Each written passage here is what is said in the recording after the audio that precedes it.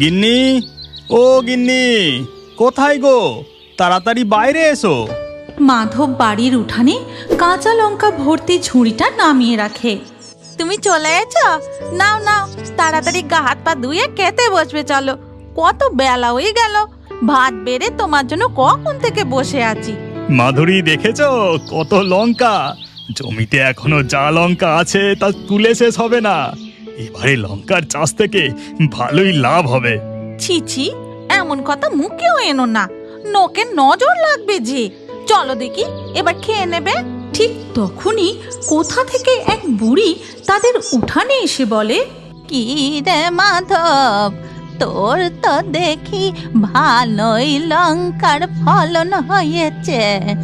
আমায় দুটো লঙ্কা দিয়ে দেখি, পান্তা ভাতে চিবিয়ে খাবো।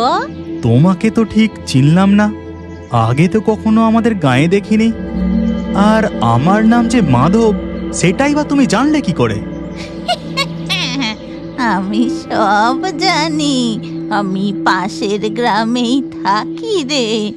কদিন ধরে কিছু খাবার জোটেনি, তাই লোকের বাড়ি বাড়ি ভিক্ষে চেয়ে বেড়াচ্ছি। দাঁড়াও বুনিমা, আমি তোমাকে কাঁচা লঙ্কা দিচ্ছি। এই কথা বলে মাধুরী ঝুড়ি থেকে দুটো কাঁচা লঙ্কা তুলে ওই বুড়ির হাতে দেয়। এ কি, মাত্র দুটো কাঁচা লঙ্কা? এতে তো আমার কিছুই হবে না। বুড়িমা, এই লঙ্কার খুব ঝাল। এই বয়সে তুমি এত কাঁচা লঙ্কা খেও না, তাতে তোমার শরীর খারাপ হবে। আজ তুমি এই দুটো লঙ্কাই নিয়ে যাও, অন্যদিন আবার এসো, দেব। মাধবের কথা শুনে বুড়ি মুখে কি যেন একটা বিড়বিড় করতে করতে তাদের উঠান থেকে চলে যায়। এরপর মাধব তাদের উঠানের কলতলায় বালতিতে জল নিয়ে স্নান করতে থাকে। আর ওদিকে সেই বুড়ি বাঁশবাগানের পথ ধরে হাঁটতে হাঁটতে ডাইনির রূপে ফিরে আসে। তারপর তার ডানা মেলে উড়তে থাকে।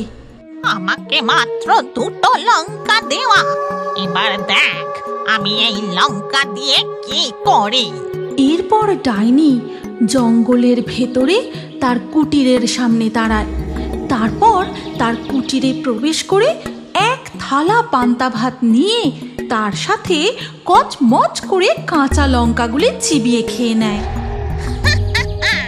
এবার বুঝবে, এবার বুঝবে।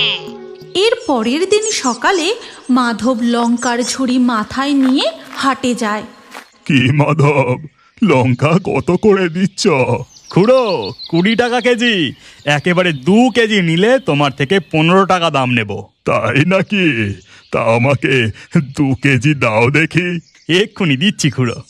এরপর মাধব নকুর খুড়োর ঝোলায় 2 কেজি লঙ্কা দিয়ে দেয়। তারপর সে দাম মিটিয়ে চলে যায়। ও ঠাকুরপো, লঙ্কা কত করে গো? 10 টাকা কেজি বৌদি, তবে 2 কেজি নিলে তোমার থেকে 15 টাকা দাম নেব। তার লঙ্কায় ঝাল হবে তো? ওসব নিয়ে কোনো চিন্তা করতে হবে না বৌদি, তুমি চোখ বন্ধ করে নিয়ে যাও।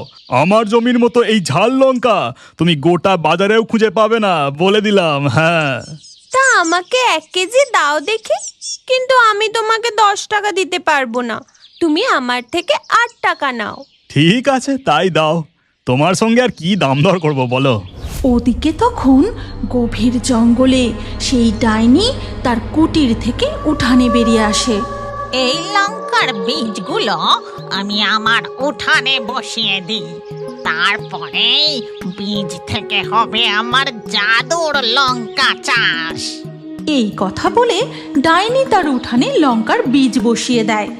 আর দেখতে না দেখতেই তা থেকে গাছ বেরিয়ে আসে।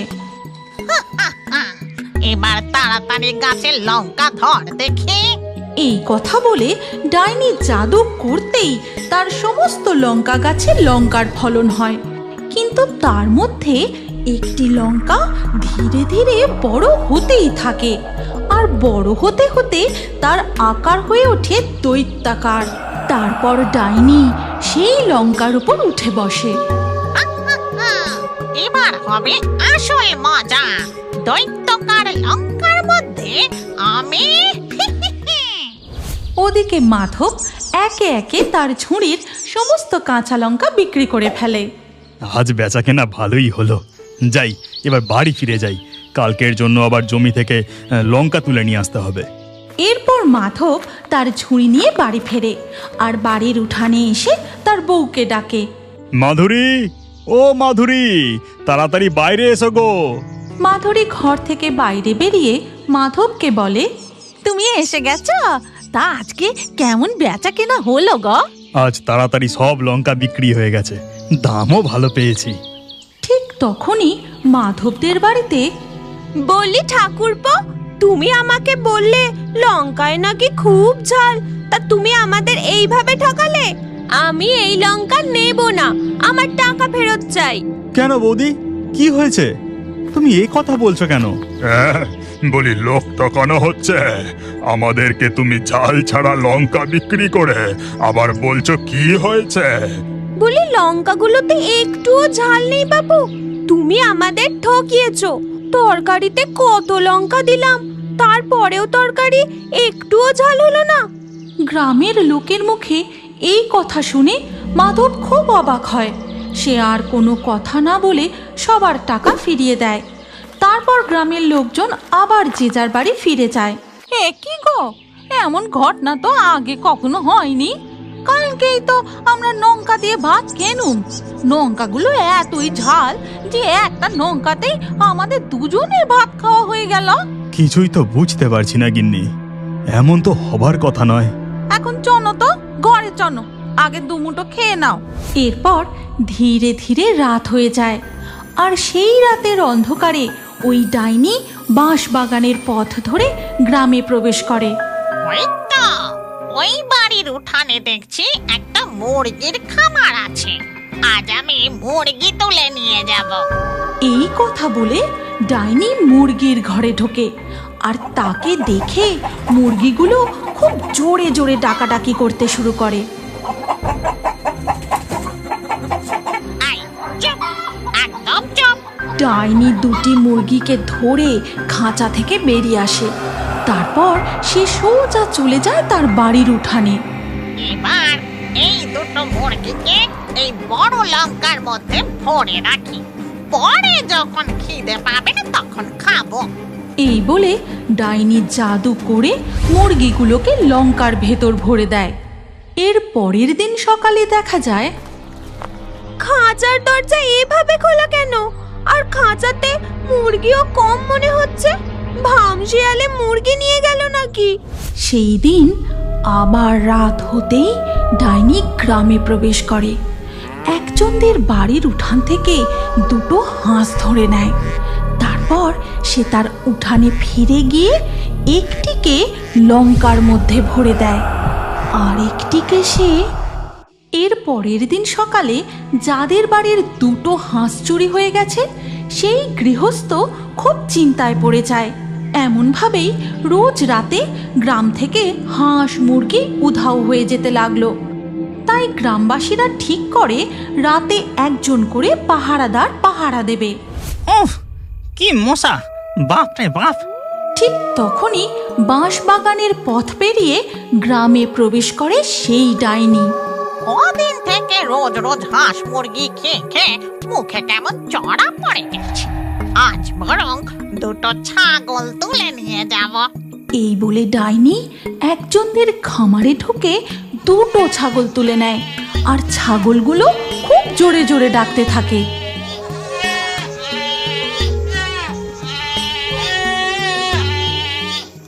কি ছাগল ডাকছে না? হ্যাঁ, আওয়াজটা তো শঙ্করদের বাড়ির দিক থেকেই আসছে। যাই, তাড়াতাড়ি যাই। পাহারাদার হারু কিছুটা এগোতেই দেখে এক ভয়ঙ্কর ডাইনি দুটো ছাগলকে ধরে বাঁশ বাগানের দিকে যাচ্ছে। এই যে এক ডাইনি, পিঠে আবার টানা আছে, তার মানে আমাদের গ্রামের উপর ডাইনির নজর পড়েছে। কাল সকালে ব্যাপারটা সবাইকে জানাতে হবে। ডাইনি জঙ্গলের পথ ধরে পৌঁছায় তার কুটিরের সামনে। তারপর সে জাদু করে একটি ছাগলকে সেই বড় লঙ্কার মধ্যে ভরে দেয়। তারপর যথারীতি আরেকটি ছাগল নিয়ে এর পরের দিন সকালে কিছু গ্রামবাসী বটতলায় এক সাধু বাবার কাছে যায়। সেই সাধু বাবা সব কিছু শুনে বলেন, চিন্তা করিস না, ওই ডাইনিকে জব্দ করার উপায় আমার জানা আছে। তখনই সাধু বাবা মুখে বিড়বিড় করে মন্ত্র পড়ে। তারপর একটি পাত্রে বেশ কিছু শুকনো লঙ্কা প্রকট করে তারপর বলেন, তোরা সব চল আমার সাথে। এরপর সাধু বাবা শুকনো লঙ্কার পাত্রটি নিয়ে বাঁশ বাগানের পথ ধরে গিয়ে পৌঁছায় সেই ডাইনির বাড়ির উঠানে। সেখানে সেই দৈত্যাকার লঙ্কা দেখে, মাধুরী, দেখো গো, কি বড় লঙ্কা! লঙ্কাও যে এত বড় হতে পারে তা আমি আগে কখনো জানতাম না। হ্যাঁ গো, আমিও তো তাই দেখছি। এরপর সাধু বাবা লঙ্কার পাত্রটি মাটিতে রেখে তাতে আগুন ধরায়। তারপর সে মন্ত্র পাঠ করতে শুরু করে। ওম হ্রিং ক্রিং পট, ডাইনি কোথায় আছে পথ দেখা চটপট। সেই শুকনো লঙ্কার ঝাঁঝালো ধোঁয়া গিয়ে প্রবেশ করে ডাইনির কুটিরের মধ্যে। আর সেই ধোঁয়া সহ্য করতে না পেরে ডাইনি কুটির থেকে বেরিয়ে আসে। বন্ধ কর এই ধোঁয়া, আমি সহ্য করতে পারছি না। তখন সাধু বাবা সেই শুকনো লঙ্কার ধোঁয়ার পরিমাণ আরও বাড়িয়ে তোলেন। তারপর সেই প্রচণ্ড ঝাঁঝালো ধোঁয়া ডাইনি সহ্য করতে না পেরে সেখান থেকে চিরতরে অদৃশ্য হয়ে যায়। সাথে সাথে সেই দৈত্যাকার লঙ্কাটিও অদৃশ্য হয়ে যায়। আর বেরিয়ে পড়ে সমস্ত হাঁস, মুরগি, ছাগল। এই দেখো গো, গ্রাম থেকে তুলে নিয়ে আসা হাঁস, মুরগি, ছাগলগুলো ডাইনি এই দৈত্যকার লঙ্কার মধ্যে লুকিয়ে রাখতো। এরপর গ্রামবাসীরা খুশি মনে যে যার হাঁস, মুরগি, ছাগল নিয়ে সেখান থেকে আবার গ্রামে ফিরে আসে। তারপর থেকে মাধবের জমির কাঁচা লঙ্কা খেয়ে সবাই সেই লঙ্কার ঝালের প্রশংসা করতে শুরু করে। এই বউ, তাহলে তুই জুতো চুরি করে এনে এখানে লুকিয়ে রাখিস? তার গলায় একটি জুতোর মালা চলে আসে আর সঙ্গে সঙ্গেই তার রূপ বদলে যায়। ভিক্ষা দাও বাবা, আমি দুদিন কিছু খাইনি, খুব খিদে পেয়েছে, কিছু ভিক্ষা দিয়ে যাও মা। জগৎনগর গ্রামের এই কালী মন্দির খুবই জাগ্রত। গ্রামের লোকেরা যেমন ভক্তি ভরে পুজো করে, তেমনি দূর দূরান্ত থেকে বহু ভক্ত এই মন্দিরে মা কালীর পুজো দিতে আসে। আর মন্দিরের বাইরে দুটো খাবার আশায় দুই একটি ভিক্ষুক ভিক্ষা করে। মা গো, দুটো টাকা দাও, না হলে কিছু খেতে দাও মা, দুদিন থেকে কিছু খাইনি, খিদে যে আর সহ্য হচ্ছে না মা। তখনই মন্দিরে এক নব দম্পতি পুজো দিতে আসে, কিন্তু তারা কোনো ভিক্ষাদান না করেই বাইরে জুতো খুলে মন্দিরের ভিতরে প্রবেশ করে যায়। নবদম্পতির দুজোড়া নতুন চকচকে জুতো দেখে, আরে বাবা, জুতোগুলো কি সুন্দর, একেবারে নতুন চকচক করছে, দেখেও বিলেতি মনে হচ্ছে। ওরা ফিরে আসার আগে জুতোগুলো একেবারে গায়েব করে দিতে হবে। দিনু ভিখারি লোভ সামলাতে না পেরে সবার চোখের আড়ালে দুজোড়া নতুন জুতো তার ঝোলায় ভরে নিয়ে মন্দির চত্বর থেকে পালিয়ে যায়। এরপর সেই নবদম্পতি মন্দির থেকে বেরিয়ে এসে, কোথায় গেল আমার জুতো? হায় হায় হায়, আমার নতুন জুতো জোড়া কেউ চুরি করে নিল নাকি? কত শখের জুতো ছিল আমার। এই ভিখারি, তুমি আমাদের জুতো জোড়া দেখেছো? না বাবা, আমি দেখিনি, আমার খুব খিদে পেয়েছে, দুদিন থেকে কিছু খাইনি, কিছু ভিক্ষা দাও না বাবা। ভিক্ষা? আমাদের দামি জুতো চুরি হয়ে গেল আর তোমাকে এখন ভিক্ষা দেব? এই, তুমি ঠিক করে বলো তো, আমাদের জুতো তুমি চুরি করনি তো? না বাবা, আমি জুতো চুরি করিনি। জুতো চুরির ঘটনা শুনে সেখানে আরও বেশ কিছু লোক জড়ো হয়ে যায় আর সবাই মিলে সেই মহিলা ভিখারিকেই দোষারোপ করতে থাকে। হ্যাঁ হ্যাঁ, এই চুরি করেছে। দামি জুতো দেখে লোভ সামলাতে পারি, চুরি করেছে, তাই চুরি করে সব ভিখারি চোর যত সব। এখান থেকে তাড়াও, এদেরকে তাড়াও এখান থেকে। আমি জুতো চুরি করিনি, আমি চুরি করিনি। চুরি করে বলে চুরি করিনি, আর যেন ওই মন্দিরের সামনে কখনো ভিক্ষা করতে না দেখি।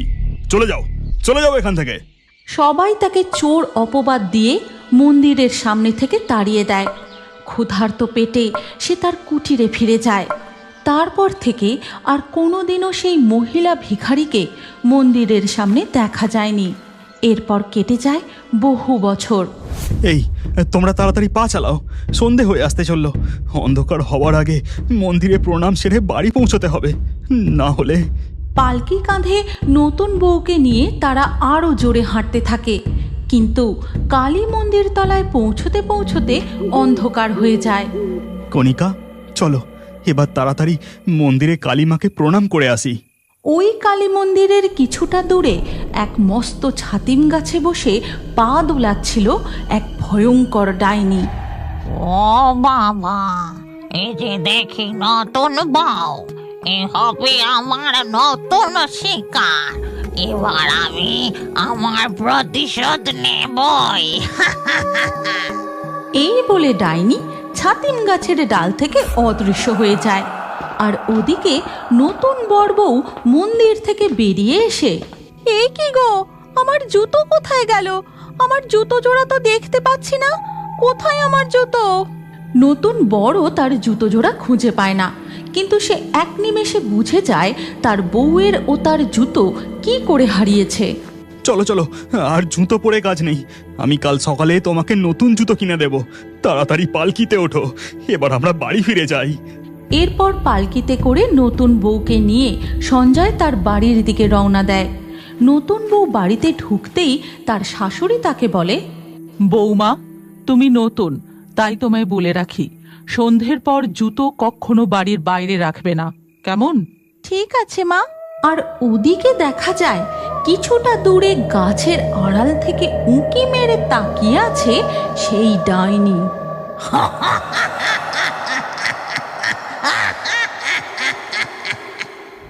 এরপর গভীর রাতে সবাই যখন ঘুমিয়ে, তখন হঠাৎই নবদম্পতির ঘরের দরজায় টোকা পড়ে। দরজা টোকার শব্দে কণিকার ঘুম ভেঙে যায়। কে কে বাইরে? আমি রে, আমি বাইরে দাঁড়িয়ে। দরজা খোল, খোল দরজা। এ কি অবিকল আমার মতো কণ্ঠস্বর? কে বাইরে? দেখি তো একবার। কণিকা দরজা খুলতেই বাইরে কাউকে দেখতে পায় না, শুধু ধোঁয়ার মতো কি যেন উড়তে দেখে। এ কি কণিকা, তুমি এত রাতে দরজা খুলে দাঁড়িয়ে আছো কেন? ও কিছু না, দরজা খুলে দেখছিলাম বাইরে আমাদের জুতো জোড়া ঠিকঠাক আছে কিনা, না হলে ওই বজ্জাত দিনু জুতো চুরি করে নিয়ে পালাবে। কণিকার গলার স্বর আর ওর কথা শুনে সঞ্জয় একটা ঢোক গিলে জিজ্ঞাসা করে, তোমার গলার স্বর এমন লাগছে কেন? আর তুমি দিনু ভিখারিকে চেনো নাকি? কে দিনু ভিখারি? আমি তো চিনি না। চেনো না? ও। এরপর কণিকা দরজা বন্ধ করে এসে আবার শুয়ে পড়ে। সঞ্জয় কণিকাকে আর কিছু বলে না। এর পরের দিন সকাল হতেই দেখা যায় কালকের হারিয়ে যাওয়া বিয়ের জুতো জোড়া বাইরে রাখা রয়েছে। এ কি, আমাদের জুতো? সে তো মন্দির থেকে চুরি হয়ে গিয়েছিল, এখানে এলো কি করে? চোর হয়তো আবার দিয়ে গেছে। আচ্ছা মা, আমি মন্দিরে পুজো দিতে যাচ্ছি, ফিরতে একটু দেরি হবে। আচ্ছা বেশ, যাও তবে। এরপর কণিকা মন্দিরের দিকে চলে যায়। সেখানে গিয়ে সবাই যেখানে জুতো খোলে সেখানে চুপ করে দাঁড়িয়ে থাকে, পুজো দিতে ভিতরে যায় না। কিছুক্ষণ পর ভক্তরা পুজো দিয়ে মন্দিরের বাইরে বেরিয়ে দেখে যে একটাও জুতো নেই। আমার জুতো কোথায় গেল? জুতোটা কে নিয়ে গেল? আরে আমার জুতোটা কোথায় গেল? সবাই যে যার জুতো খুঁজতে থাকে, কিন্তু মন্দিরের বাইরে কণিকাকে দেখা যায় না। পুজো না দিয়েই সে বাড়ি ফিরে গেছে। কণিকা, তোমার পুজো দেওয়া হলো? চলো, মায়ের রান্না হয়ে গেছে, এবার আমরা খাওয়া দাওয়া করি। মন্দির মন্দিরের বাইরে আজ কত নতুন নতুন জুতো ছিল, কি সুন্দর জুতোগুলো। কণিকার কথা শুনে তার শাশুড়ি মা ও স্বামী খুব অবাক হয়। এর পরের দিন সকালে কণিকা শাশুড়ি মাকে বলে, মা, আমি মন্দিরে পুজো দিতে যাচ্ছি, ফিরতে আজও একটু দেরি হবে।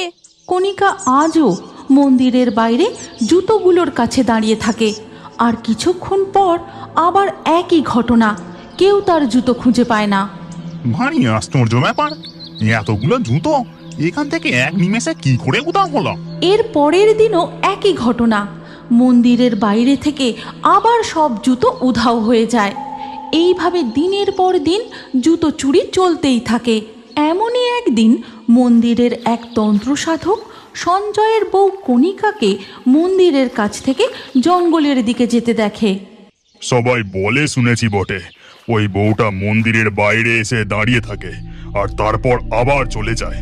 দেখি তো বউটা কোথায় যাচ্ছে। তন্ত্র সাধক কণিকার পিছু নেয়, জঙ্গলের মধ্যে গিয়ে পৌঁছায় এক কুটিরের সামনে। আর তার পাশেই রয়েছে এক মস্ত জুতোর স্তূপ। এই বউ, তাহলে তুই জুতো চুরি করে এনে এখানে লুকিয়ে রাখিস? কে তুই? তোর আসল পরিচয় বল। চলে যা তুই, চলে যা এখান থেকে, চলে যা বলছি। বল তুই কে, না হলে আমি। এই বলে তন্ত্র সাধক বীর করে মন্ত্র পড়ে কণিকার দিকে মন্ত্র পড়া জল ছুঁড়তেই তার গলায় একটি জুতোর মালা চলে আসে। আর সঙ্গে সঙ্গেই তার রূপ বদলে যায়। ছেড়ে দে আমায়, ছেড়ে দে বলছি, আমি বিচার চাই, আমি বিচার চাই। কিসের বিচার বল আমায়, আমি ন্যায় বিচার করব। এরপর ডাইনি সেই দিনের জুতো চুরির ঘটনা তন্ত্র সাধককে বলতে থাকে। সেদিন জুতো জোড়া দিনু চুরি করেছিল, আর তোরা সবাই আমাকে চোর অপবাদ দিয়ে এক ঘরে করলি। দিনের পর দিন খেতে না পেয়ে আমার প্রাণ গেল, তারপর থেকে আমি ডাইনি হয়ে ঘুরে বেড়াচ্ছি। আচ্ছা, তার মানে দিনু সেদিন চুরি করেছিল। ঠিক আছে, আমি ওকে উচিত শিক্ষা দেব। ঠিক আছে, এতদিনে আমার আত্মা তৃপ্ত হলো, এবার আমি মুক্তি চাই। এর পরের দিন সকালে সঞ্জয়, কণিকা ও তন্ত্র সাধক মিলে ডাইনির কুটিরের সামনে শ্রাদ্ধ শান্তির ব্যবস্থা করে। আর ওই মহিলা ভিখারির আত্মার মুক্তি ঘটে। তুমি কি জানো, তোমার নামও আমাদের কার্টুন ভিডিওর মধ্যে থাকতে পারে। আজকের লাকি ড্রয়ে নির্বাচিত নামগুলি হলো জিৎ, সায়ন্তিকা, সাজিদ, শ্যামল, আরাফত, অস্মিনা, সঙ্গীতা, প্রিয়াঙ্কা, মাহিনুর, লিজা, মিথিলা, সৃজন, উৎপল, অয়ন, শুভজিৎ। আপনার নামসহ সেরা কমেন্ট করে পরবর্তী ভিডিওতে দেখার জন্য এক্ষুনি ভূতের কার্টুন বাংলা চ্যানেলটি সাবস্ক্রাইব করে নিন। তারপর আপনার নাম কমেন্টে লিখে দিন। আর স্ক্রিনের উপরে আসা এই পরবর্তী ভিডিওতেও ক্লিক করে ওই ভিডিওতেও আপনার নাম লিখে দিন। আপনার নাম আমাদের কার্টুন ভিডিওতে অবশ্যই দেখতে পাবেন।